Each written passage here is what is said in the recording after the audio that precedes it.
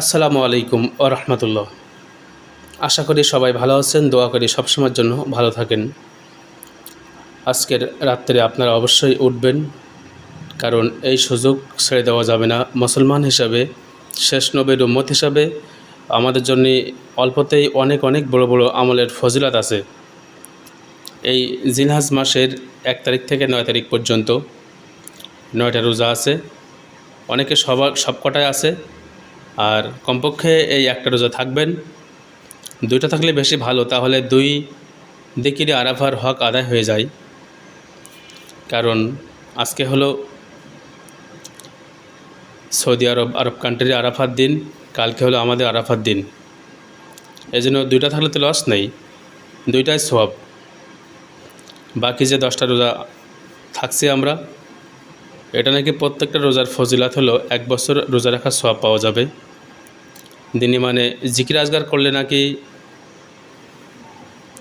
জিহাদ করার মতো সওয়াব পাওয়া যাবে।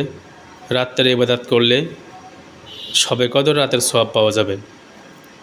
এমনকি রমজানের শেষ দশকের চাইতে এই 10 দিনের মূল্য বেশি, কারণ এই 10 দিনের ভিতরে নফল রোজা আছে, গুরুত্বপূর্ণ আরাফাত দিন আছে, কুরবানি আছে, গুরুত্বপূর্ণ ফরজ হজ আছে।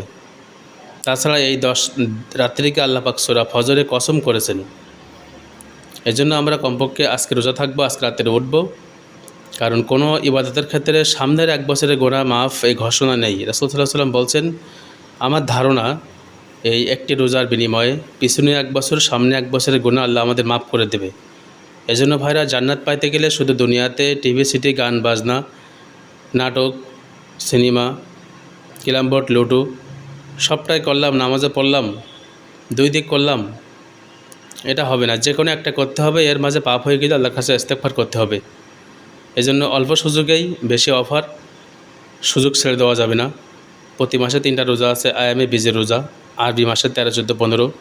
এটার বিনিময়েও 1 মাসের রোজা থাকার সওয়াব পাওয়া যায়। শরীরটাও ভালো থাকে।